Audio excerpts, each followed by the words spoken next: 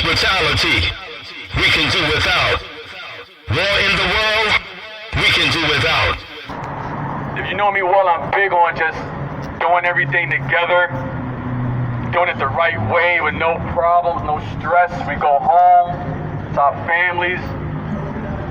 You know, I put this together, what, 4 days? Well, four days? We said it's pretty 5 days. And I get sensitive, man. I get touchy at points at times like this, man. I'm just glad everybody came together and we came out together and we look good. We look good. We came out with cars, bro. Like, yeah, that's almost never done before with cars. Like, it's, you know what I mean? So thank y'all, man. I appreciate it. I ain't gonna stay too long, but thanks again, man. I appreciate every one of y'all. And let's make this change, man, together. Yeah. All right? Yeah. Okay, what is Black excellence? Black excellence, I feel in one word, is unity. That's Black excellence to me. Unity. So Black excellence, people have always been united, but there's always been a division. Do you think Black excellence is united forever? Do you think there's going to be a division or whatever? I have to be pro-Black on this. It's not like I'm anti-white, but I got to be pro-Black. Black excellence is just a unity between us. Beautiful. Yes. What are we doing here today? We walking for unity. R.I.P. George Floyd. R.I.P. everybody who lost their life to police brutality. We are here for unity. We're here to march, a peaceful protest just for the lives of us. And the biggest thing with this is I want it to go after the march. I want us to start voting more, start doing things more as a unit so we can just make change in America. Like, it can't just stop here. It gotta carry on after this. This is one of the first protests march to One Police Plaza. How did you come up with the idea of One Police Plaza? Well, one of the people on my team actually, Rashida, she came up with the idea to go to One Police Plaza and just march over there just to make a statement, a peaceful statement. Okay. Yeah. So what are you gonna do when you reach Police Plaza? Speak our mind. Okay. Speak our mind in a respectful way. Do you believe that the funding of the police, all these solutions, do you believe these are real solutions? It's only one way to find out. I think that defunding may help, but it's all on that certain officer's character. I don't even think it really has more to do with money or anything like that. I think it's more character and how they are as a person, how they were raised, how they treat people. So I don't really think it's a money thing. It's just who they are as a person. The bad ones. What solution do you see, man?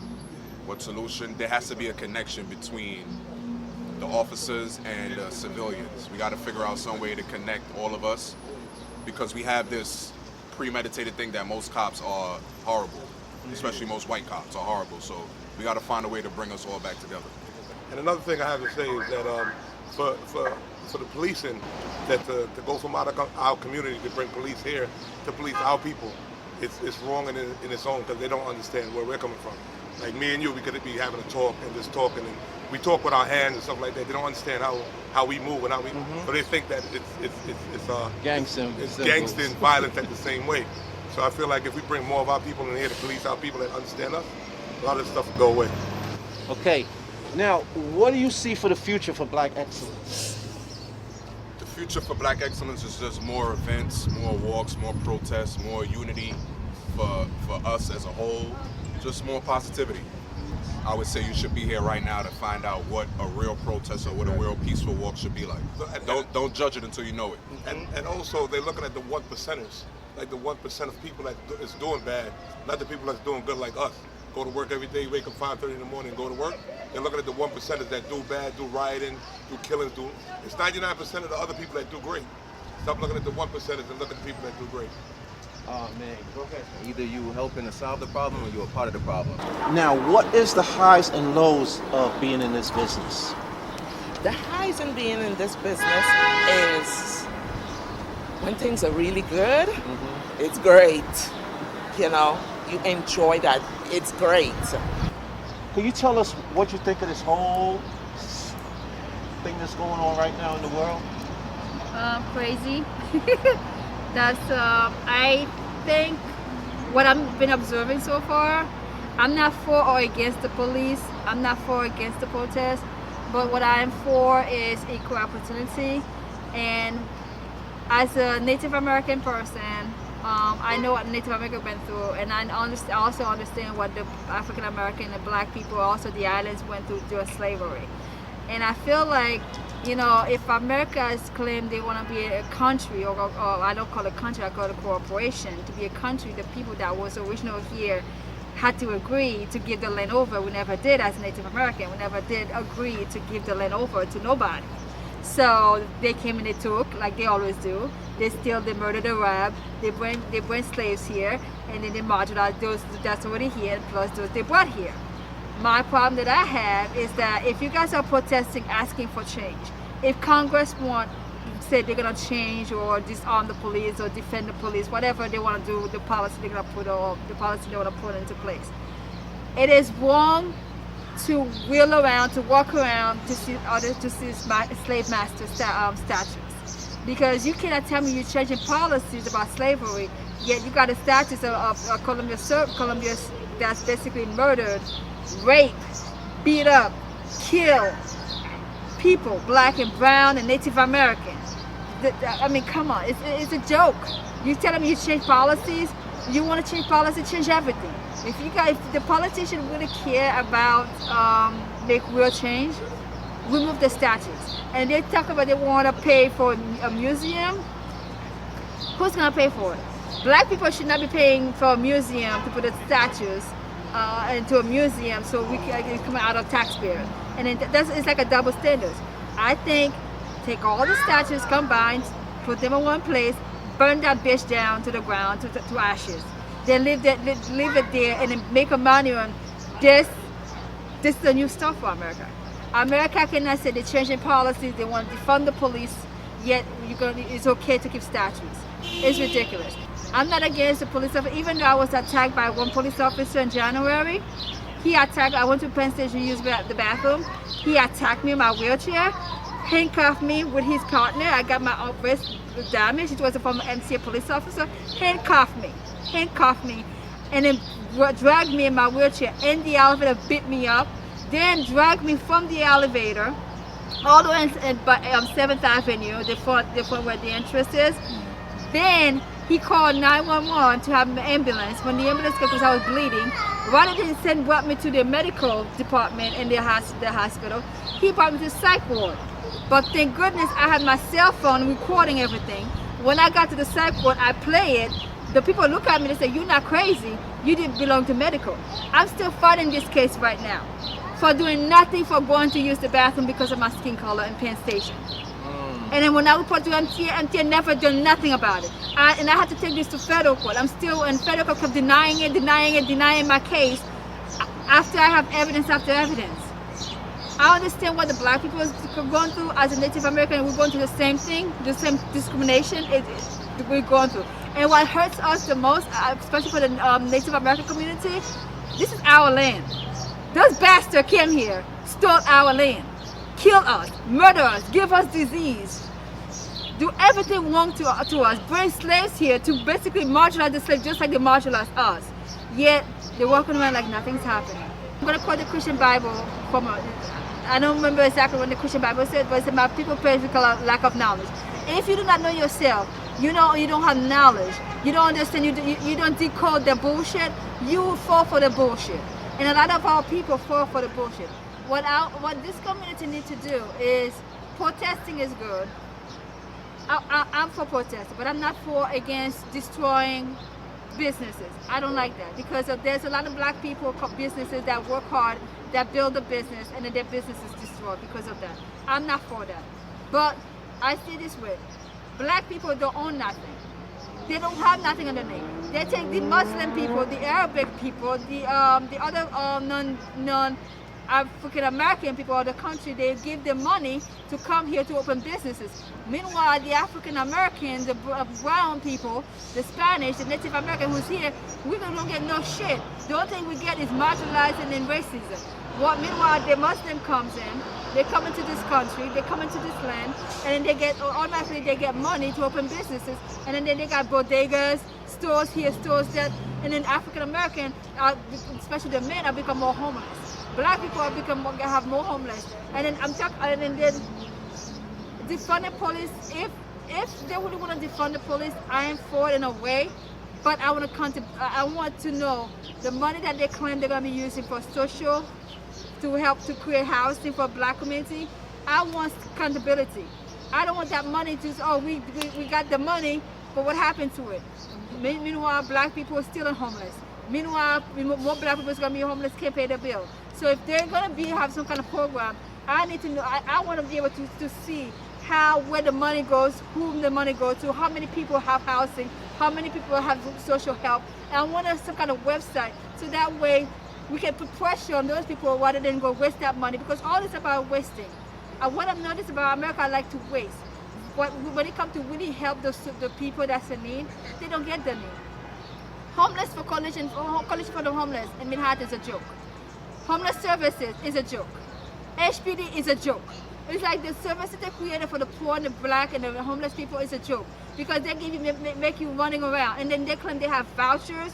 Little don't even look at vouchers because they fucked that up for the black and for the homeless people when the government decided not to pay, and then they kick a lot of people that had the apartment into the street, fuck up those people credit. Now they can't even find a decent room to rent. So it's just like it's a joke. If the government's really gonna do something for the black people and the homeless people and the brown people and the Native American and the Spanish people, they need to be serious about it. Everything that they claim they're doing for us is a joke. We've been relying on those people in the system for so long. It's time to wake up, people. It's time for us to have our own. It's time for us to support each other. It's time for us to raise our money to create for those that are in need. By helping those that are in need, you will help your society, you help yourself, you help your people, and as we help each other, then we're not gonna rely on them. As long as we continue to rely on them, vote for them, believe in the bullshit politician, we're still going to the same bullshit.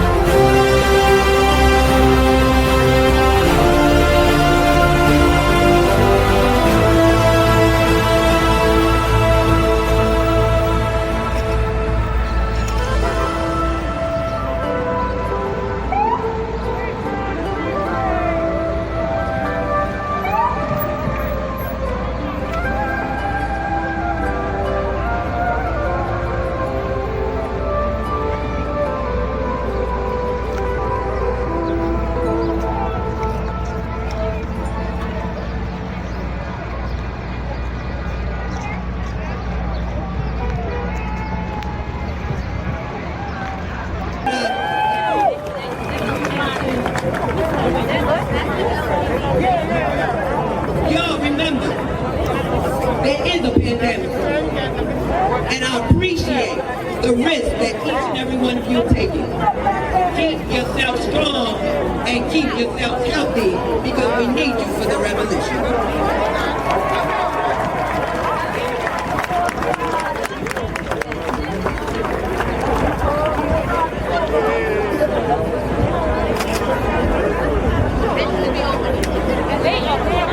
What's good, everybody? What's good? What's good? My name is Jamon Williams. I'm your public advocate. We're going to do it with myself. Now listen, I know we're Caribbean. And I know we have some issues with certain things. So I might make it a little uncomfortable, but we have to. If y'all will march with me, I said that everybody has access to justice, yes? We're not leaving anybody behind, yes? We know that Black Lives Matter, yes? Right now you can't see it. But there's 4,000 or 5,000 people who are marching for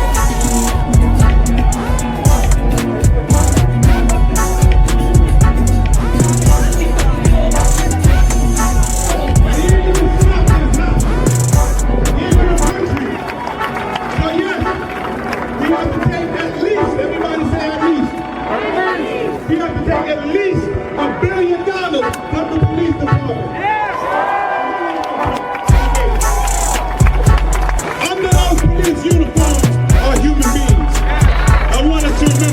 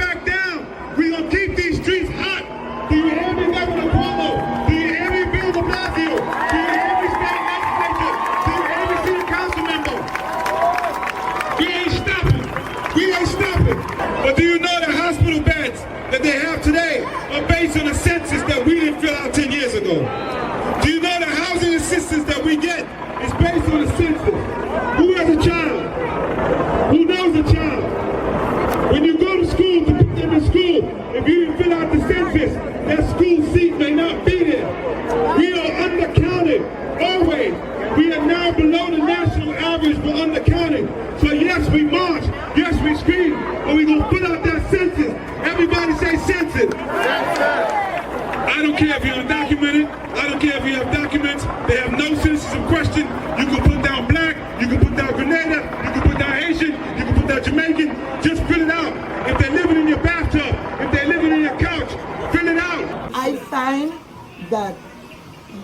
doing us too much advances in us, killing us, working me out, they're doing me a lot of things. And somebody, I'm sorry that this guy have to lose his life for we to see more and more what's going on with we black people. But what I'm saying to some of we black people too, there's be going out of hand. Not all, some of them doing garbage. You have to, as officers, you have to respect them and they have to respect you. But all these things, some of these black people like myself, they don't want to, because of this, they don't want to do things to the officers, and that is not right. I hope you understand what I'm saying. Right. Am I correct? Yes, you are. Yeah, because you can't, them have to protect we. So sometimes if an officer tell you move, what is you move? I mean, sometimes they're out there, but you move to leave, okay. Hi, my name is Bishop Dwayne Lodeholt, and I'm the Brooklyn East Chapter President of the National Action Network. I'm a lifelong Brooklyn resident who has always cared about his community.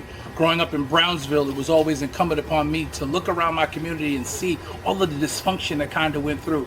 As I grew up, I realized I could be someone that could do something about the dysfunction. Now, I'll be honest, it wasn't my choice to become a reverend. That was a call from God. But as far as community goes, I felt an innate calling from deep inside of me to make sure that I changed the community. So I partnered with people like Tony Herbert, who brought me into the National Action Network as one of the founding chapter members of Brooklyn East. And when he moved on to bigger and better things, I was able to step into the role as the chapter president. What we're about is about empowering our community, not just African Americans, but mostly African Americans, but empowering our entire community to be the changes that we want to see. It's time out for us running to politicians looking for handouts. It's time for our communities to stand up and take our communities back. There's an old adage that says it takes a village to raise a child. For the last 40 or 50 years, our village hasn't been on its job.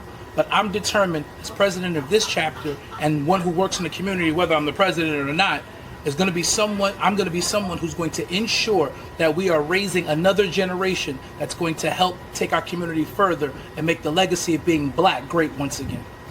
What do you think of the whole Black Lives Matter movement? I'm a big supporter of the Black Lives Matter movement, to be honest with you. I'm a supporter of it because it's important. You got these people out here to say all lives matter, and that's true. I mean, don't get me wrong. Yes, all lives matter. But the reality of the situation is black lives have to matter first because they haven't mattered for 450 years. We go back to slavery, we go back to the Jim Crow era, even some of the drug issues of the 70s and early 80s that were funneled into the black community as a systemic way of keeping it down. They have proven that black lives were not the most important lives. When we scream Black Lives Matter, it's not because we think we're better than everybody, but we want the world to know we are equal to everybody else. All right, now you know the history of Al Sharpton. Great man. Yes. He uses the media to get the attention of what is going on, so he could actually get it worldwide, yes, not just keep it locally. Yes. What do you think of the public sometimes saying that Al Sharpton is just using the people to get his name out there and to get donations and whatever for his own cause? What do you think about that? What do I think about that? The negativity behind the negativity behind it doesn't really bother me because on the inner workings I know what's really going on. But for those people that might have those fears, let me attempt to allay them in some way, shape, or form. Yes, Reverend Sharpton does use the media in order to bring attention to social matters. Yes, Reverend Sharpton does receive donations to the organization of the National Action Network. But those donations come in the form of becoming a member. Becoming a member of the network is really the most donations that come in. And then there are other things that he does as well. What he does with his personal resources is not my business. But I do know that the resources that come in the National Action Network go back into the National Action Network. So for those who have an issue, let's go back to the 80s with the whole Tawana Brawley situation. The elephant in the room, because that's what most people know him for. Because the truth of the matter is, a lot of people have held him to that one mistake for his entire career, when his body of work speaks that that mistake should be far in the rearview mirror. Think of it in terms of baseball.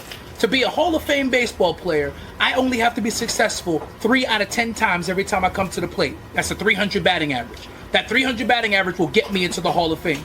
Al Sharpton has been right more than he's been wrong. So why are we still holding him to one mistake of over 30 years ago? The police department, particularly the NYPD, because I can't speak on many other states, but here, my interactions with the police department have not always been good. What I see is a lack of training in the area of customer service, understanding the community that they're policing, getting in a position of influence with the people in the community that have the influence, bringing them to the table to have real conversations, and then taking that information back out. It's important. I think it would be good if they had clergy members from the community that would come to their roll calls at different points of the day to talk to the officers who are going out into the block, not just to tell them what crime is there, but what type of people live there, so that the proper interactions that can take place. Second aspect of customer service that is also very big. And again, as a manager in those departments and those companies, I had to deal with people who didn't meet within the company, who didn't meet it.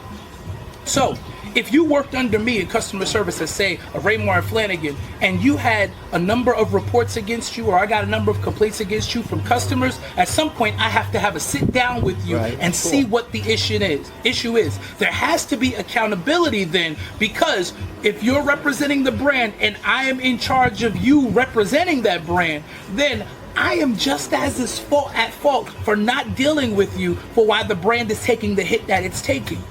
We need inspectors, we need chiefs of department, we need people who are in place that are willing to hold accountable those bad apples. I'm all about accountability. Accountability will change everything. You need accountability in marriages. That's how marriages work. It takes accountability. You need accountability in business. That's how businesses grow. You need accountability in the community. That's what elections and voting is for. And you need accountability in your police force. That's how you have proper interactions between the community and the police department. And when there are those issues that come about that there is no accountability, anarchy is going to happen after that.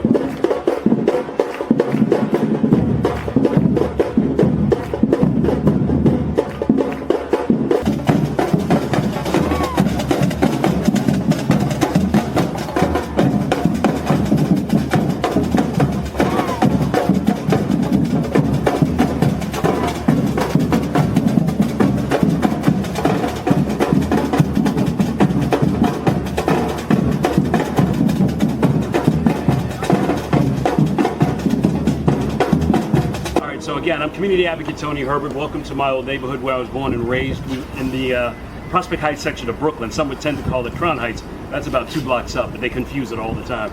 But we're standing in front of a building I used to live in when I was probably about 13, 14 years old. And we were gentrified out of this building and forced to move across the street because my mom basically didn't have the money. She was a school aide, making probably less than $200 a week, raising 4 boys by herself. And you know, big feet and trying to keep up with the Joneses, trying to wear the right shoes and sneakers, she just didn't have it. That's why she didn't have the rent.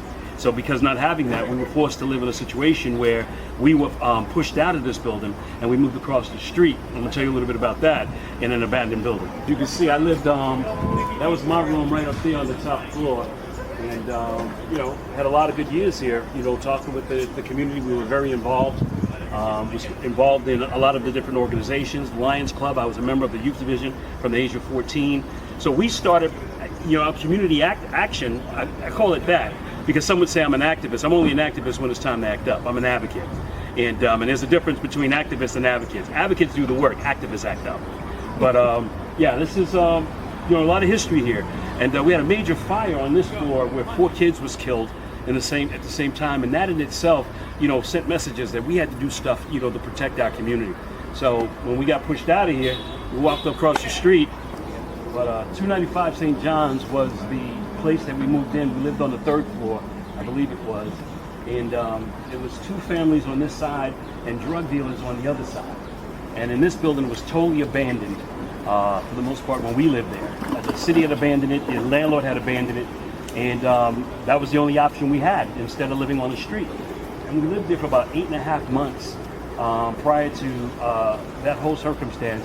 And I had just graduated high school, got a job working in Bankers Trust, and put my money with my mom's money, and we moved out. And then we moved up the street to 349 St. John's, where we lived from like 1983. I'm going to show you, there was no running water, there was realistically no power in the building. I don't know how we had it, I don't know how we had gas or whatever, but my mom's made the provision for us to have that somehow.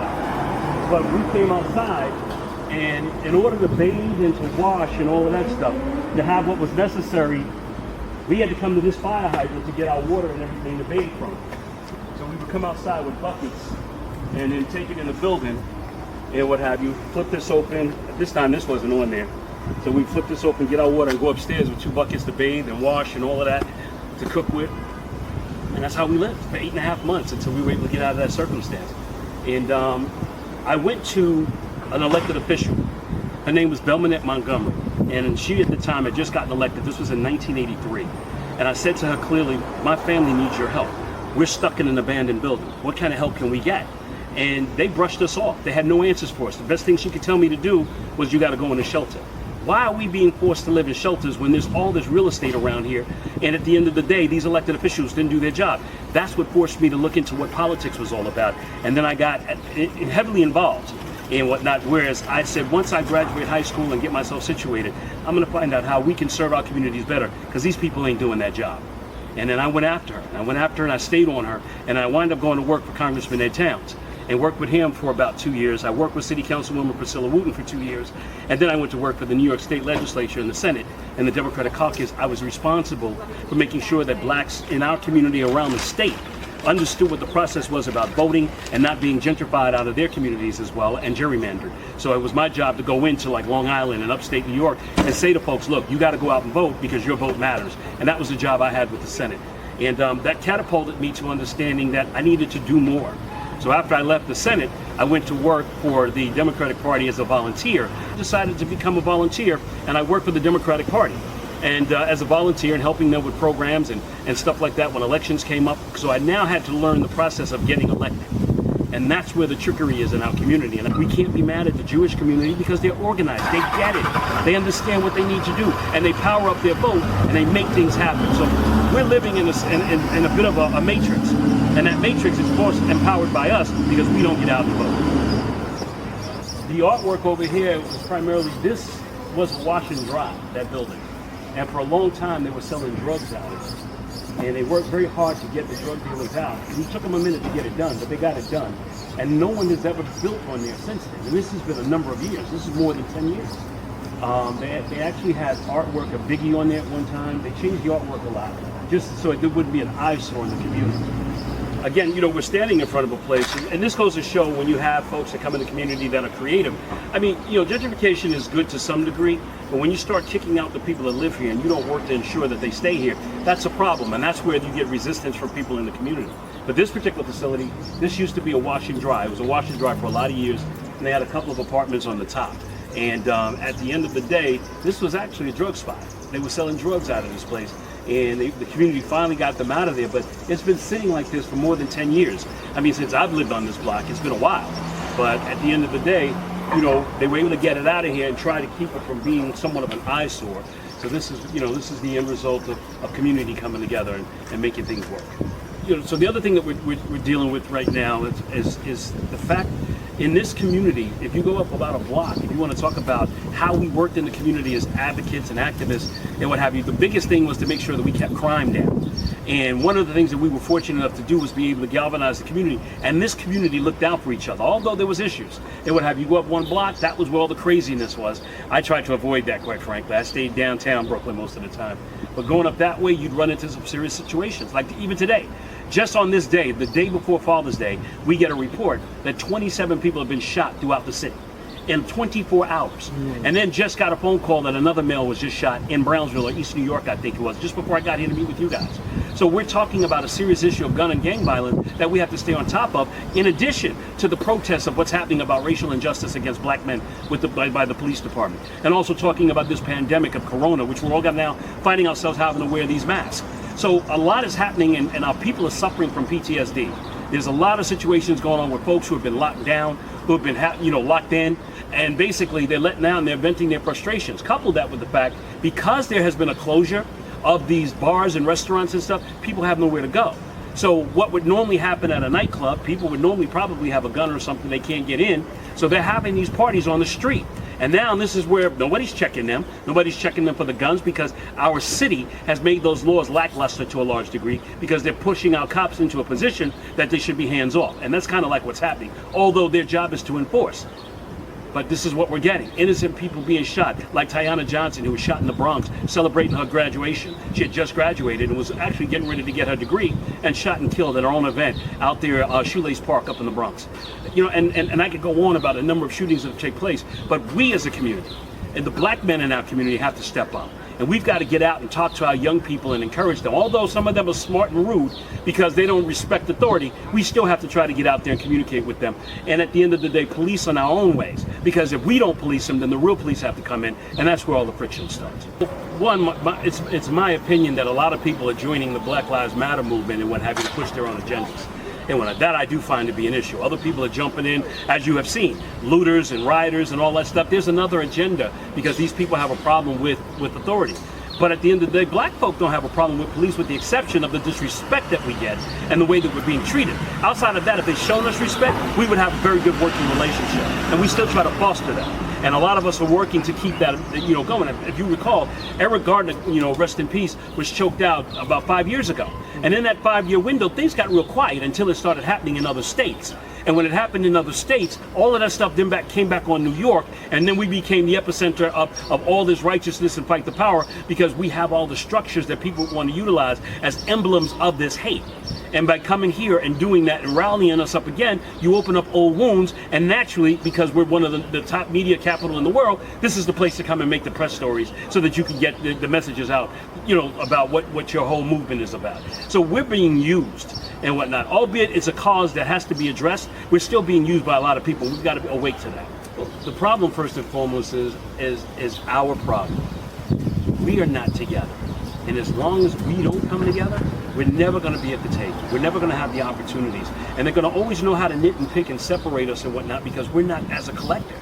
The minute we become a collective, and I used the Jewish community earlier, if you look at the Jewish community, they may not even like each other, but they're all at the table, and they understand what's going to empower them. And they've used that power.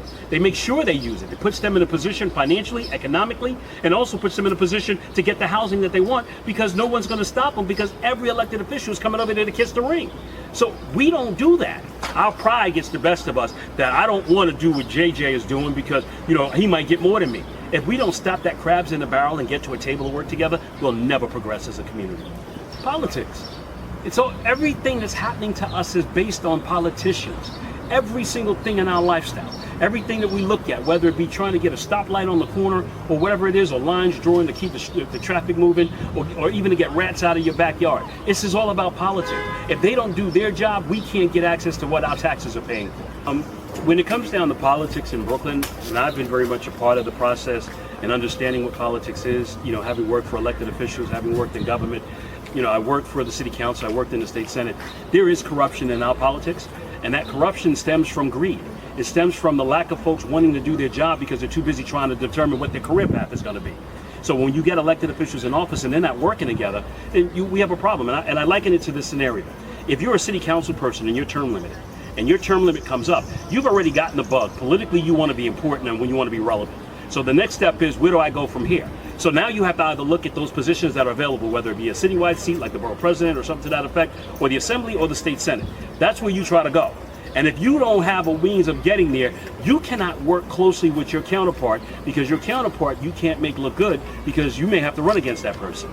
You follow what I'm saying? So if you have to run against somebody, how do you work with them collaboratively in your district to get things done if you know that you're going to have a problem with them later on because you got to run against them? And that's a problem, and there's no cohesive working together, and that's why our communities have failed, because they're not working together. They're not tandemly going in and getting what's necessary because they're too busy trying to worry about, well, I can't make this person look good because he or she is going to come after me later on. That's a problem. But, you know, we're in a whole different space right now.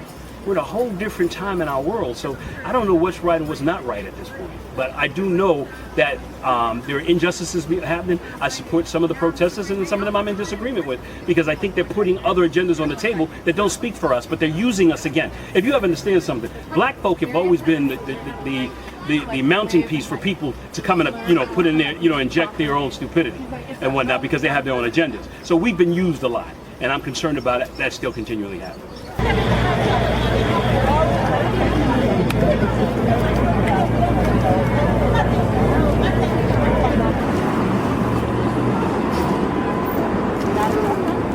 Grab some chips for them.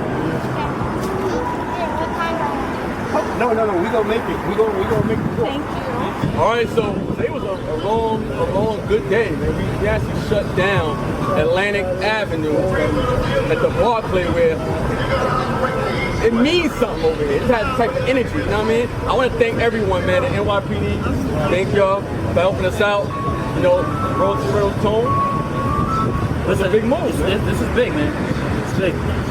I'm just happy that we all came together. All the cars. There's over like 200 cars.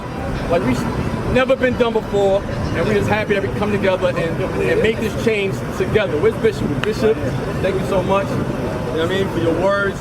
Thanks for everybody. You know what I mean? And I don't want to get too mushy, because you know me, I get real sensitive about this type of stuff. But I love when we can all come together, organize with the NYPD, you know, and make this happen. So thank you, everyone.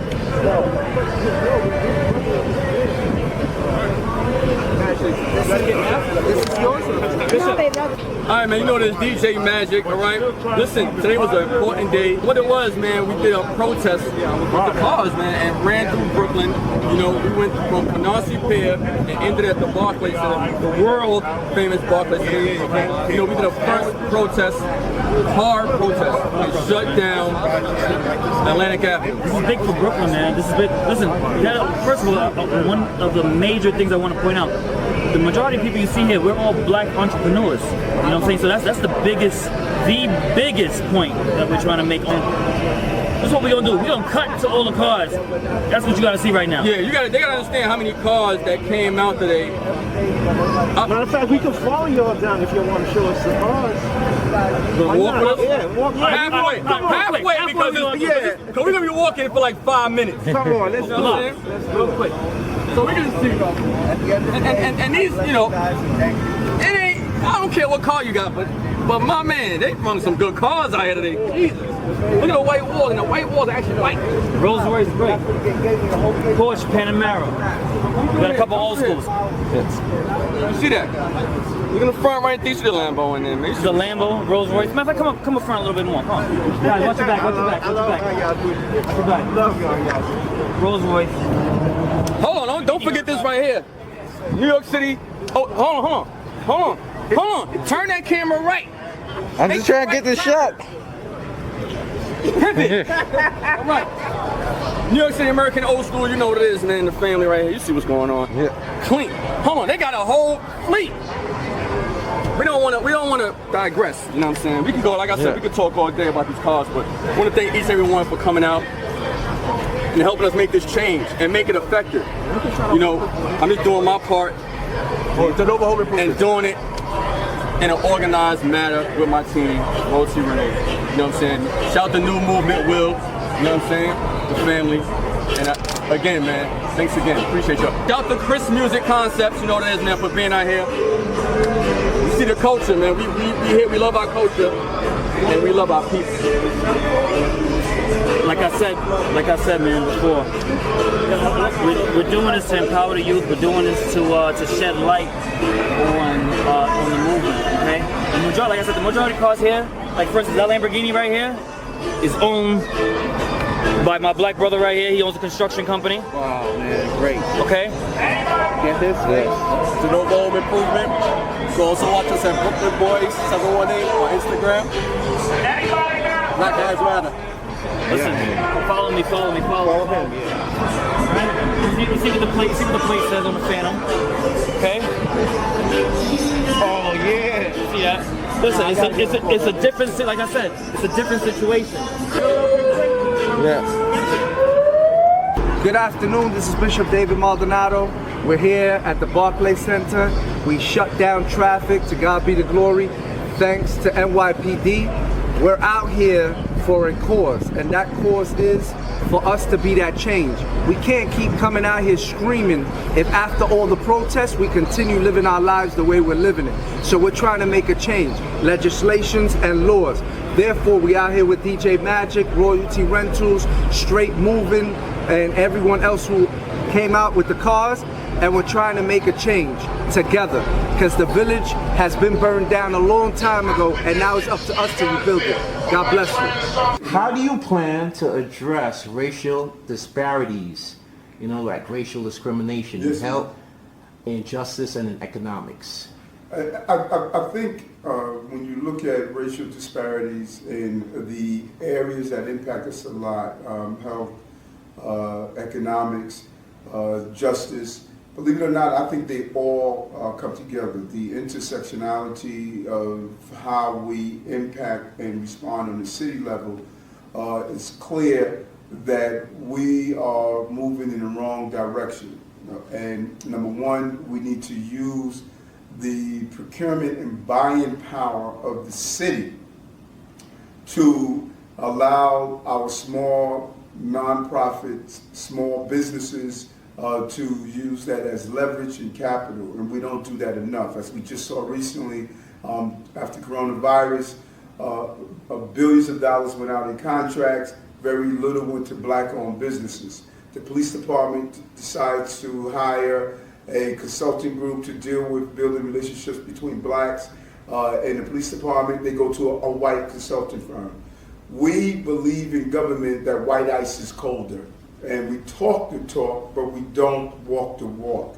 And so if we start, number one, putting our procurement and tax dollars into black small entrepreneurs, that is going to deal with the economic issue and give them the leverage to go after capital on other settings.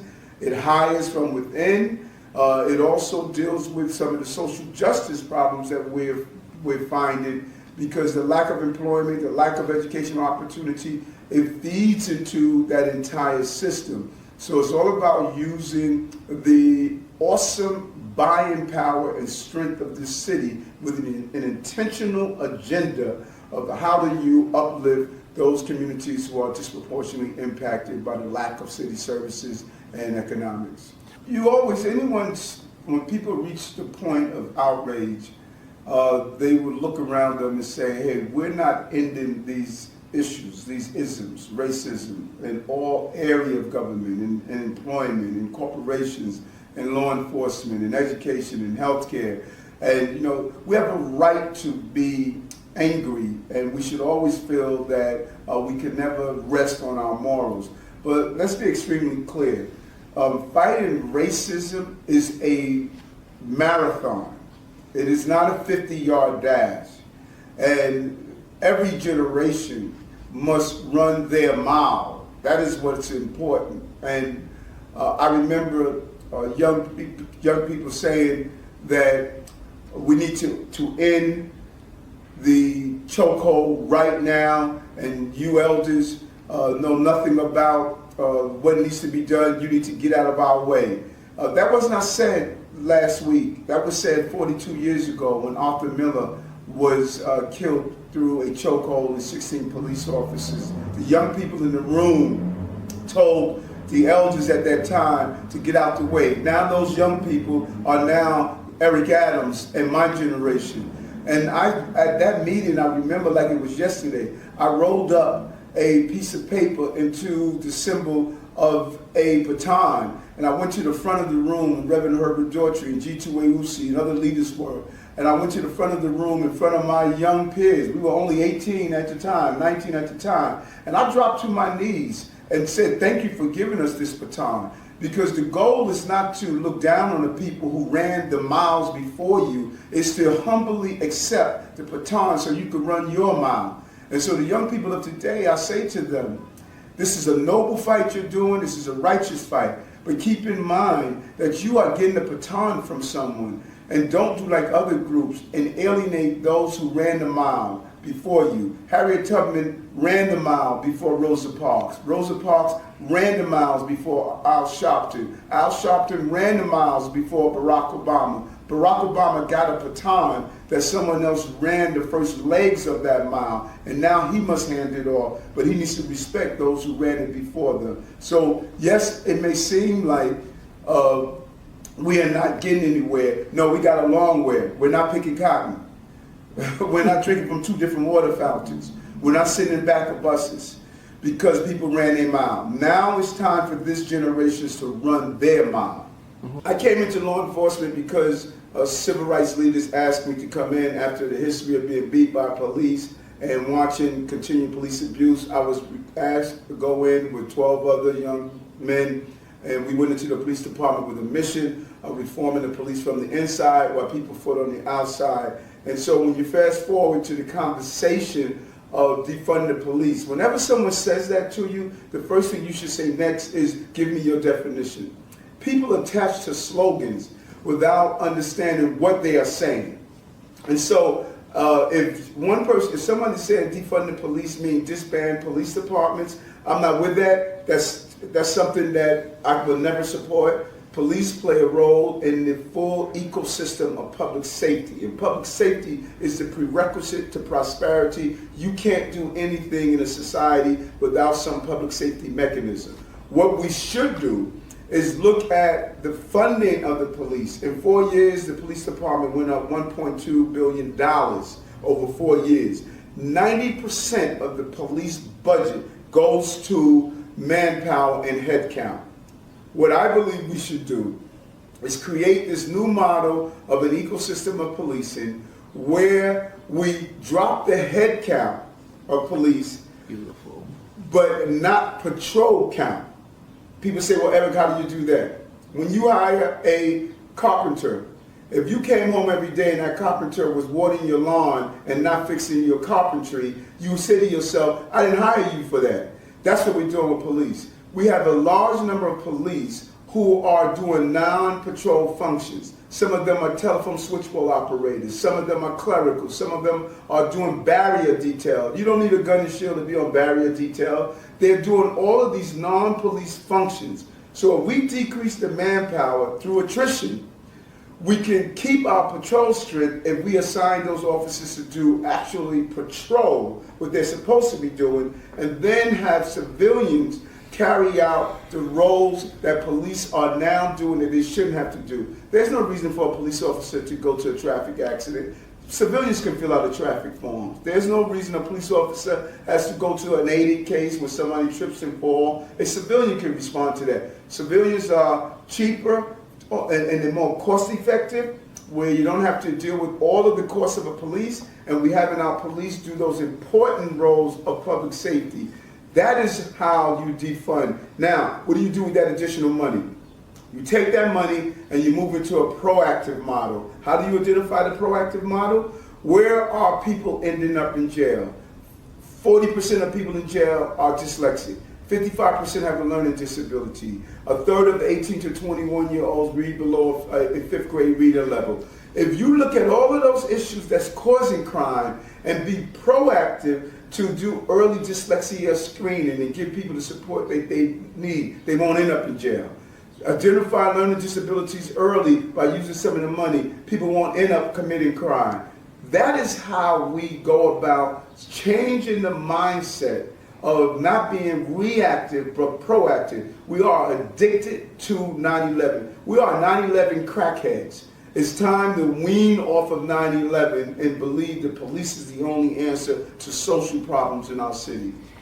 Do you, like I asked Tony Herbert about this, do you believe there's a mainstream corruption and a code of silence in the police department? Yes, it is. The blue wall of silence a code of silence, whatever terminology you want to use. The internal infrastructures of the police department is built around you're not supposed to rat on your brother officer. I believe we saw the first phase of that. The crumbling of that wall happened in Minneapolis when the officers who were part of the Floyd murder, not only was the person who carried out the crime impacted, but also the officers who were there and did not proactively stop the crime from taking place. They were also fired and indicted. That was a serious statement to law enforcement across the country that you cannot say, I don't see nothing, I don't hear nothing, I'm not doing nothing. It's a different day. I believe in policing, and it's the first evolution of how do you really dismantle that blue wall of silence. 101 people were shot and killed last week. Every shooter was black or brown. Every victim was black or brown. Black lives matter. I don't care if it's the person who's taking the life is wearing blue jeans or wearing a blue police uniform. And we need a three-pronged attack to this. One, we need to stop the flow of guns in our community. The overproliferation of guns, the use of guns, the ready availability of guns. We need to go after those manufacturers. We need to go after those individuals who are purchasing and placing these guns in our community, and we need to do it in a creative way. Make bullets expensive, have people register the amount of bullets they purchase, making people register their guns, so when every year you register your car, we need to register your guns, and you need to have to visibly show that you still have that gun. There's some gun owners that could have sold their guns, we don't even know it. So we need to look at creative legislations to do so. Second, the police department must come up with a real plan. If 101 people were shot of any other ethnic group, I believe we would see a different response. The last time we had 101 people shot in the city was in 1993 when I was in policing. We can't go back to 1993. And so the police department must come up with a real plan of dealing with gun violence, speaking to gang members, sitting down, addressing this. Number three, we need a community response. Before a gun hits the street, it's under someone's mattress. It is in someone's book bag. Many of our parents know your child is carrying a gun, you know what your child is doing, and if you don't know, you need to know. And so we need to interact. Gang members don't come from Mars, they come from our communities. We need to know, what are your children doing? There used to be a television PSA, it's 10 o'clock, do you know where your children are? That's the question. It is now summertime. Where are your children? What are they doing? Who are they associating with? Are they the shooters in this city? Because not every child is a shooter. There are shooters in this city. Is your son or daughter one of those shooters? Mm-hmm. And so we need to engage in this. If we don't want heavy-handed policing as we marched and fought for, we need to have heavy-handed parenting, where we are engaged in the lives of our children. And that is how we turn around this wave of gun violence that we are witnessing. Put more money into CMS programs as we talk about reallocation of funds, the crisis management system. We have some great advocates that are doing some great things to stop retaliatory shootings. Coordinate and allow them access to hospitals when family members are in pain over shootings, that they can go in and stop retaliatory actions. And so I believe that all of us must get involved, because when a bullet leaves the barrel of a gun, it does not discriminate on the target that it hits. And if we don't get this under control, it's only a matter of time before the target becomes one of our loved ones as well. Now, when and how could we see solutions like this occurring? Or when does all this, because these are all brilliant ideas, but when do people put it into place for it to happen, for the shootings to go down, and for the for all this stuff to for a slight dip in racism? Because right now, white people are pulling out guns on black people every time you turn on the news, right? Because they're running scared. Some of them are saying they're scared of blacks. Right. And it's a problem, and those who are doing it, we need to address it. But one thing that we need to not allow to happen, and that's to allow hysteria to sit in on us. And because we see a YouTube video of somebody doing something that's inappropriate, we should not all of a sudden make that the norm. Because every day we interact with each other. Every day, a borough like Brooklyn that's extremely diverse, we walk past each other. We ride our public transportation systems together. We shop in each other's stores together. So the normal behavior is for people from different ethnicities and different groups to live in harmony with each other. That's the normal behavior. Those numerical minority incidents where people are dealing with social, emotional issues should not become our definition of what's happening every day, because that is not happening every day. What is happening every day is that we are living in harmony with each other, and we need to ensure that those who can't are dealt with accordingly. Okay. Also, this is one thing they told me definitely ask. A lot of people have complaints about mass transit, and they every other year subway hikes and how they seem to be. I even asked Tony Herbert. He believed MTA is one of the most unnecessary evils. What is your take on the whole mass transit situation? I'm a public transportation person. I take the train and bus, and I ride my bike often. And I agree with Mr. Herbert that mass transit is crucial. And it is disproportionately crucial to poorer communities. I think there's a number of things we can do.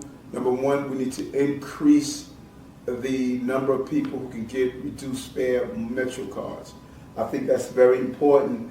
This allows people an instant increase in their salaries. We have a large number of civil servants who are living in homeless shelters because they can't afford rent. And mass transit is a way we can bring down that cost. Second, the state and federal government must do a better job.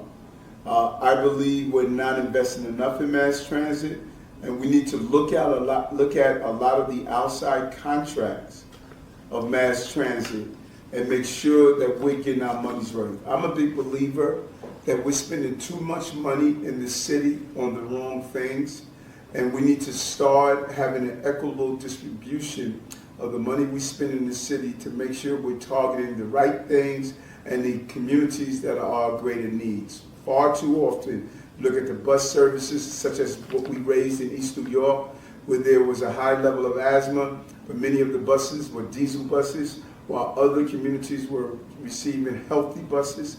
We need to look at our transportation system, train system. Where are the better services? Where do we invest in transportation? Or even the MTA is still part of the Long Island Railroad, is part of the overall MTA family.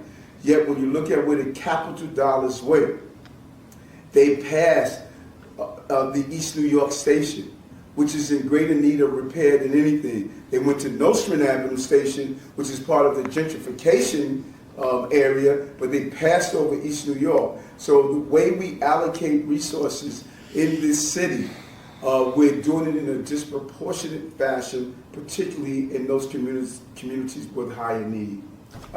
I don't think we've ever felt comfortable in America. The hard wiring of America's DNA is discomfort for blacks. Racism is in the hard wiring of the anatomy of America. But there's something beautiful that I've learned. There's something that neurologists call the neuroplasticity of the human brain, meaning it can be rewired and reshaped with continuous repetitious action. So we are at a place now where the neuroplasticity of the American brain must be rewired. And that is everyday practices. It's not one time. There's a reason you wake up in the morning and no one has to give you instructions on how to brush your teeth. It's because you've done it enough that it becomes a part of you. We need to change America, and we need to have continuous actions that we have rewired our thought process on how we feel about blacks. But let's be honest, that rewiring is not only on whites. Many blacks believe white ice is colder. Many blacks don't believe that black children can learn. Many blacks don't believe that a black attorney can handle their case well, a black doctor can heal them, a black carpenter can do their work. So we need to also rewire how we feel, because racism has not only destroyed white America, racism has destroyed black America. And you won't be shooting 101 black people if you don't feel that your life is not worthwhile and the black person or brown person you shot was not worthwhile. So we all need that rewiring. And there are ways I believe we can do it in everyday practice, communication, meditation, and actually actualizing the things that we want to see. We need to be the change we want the change to be.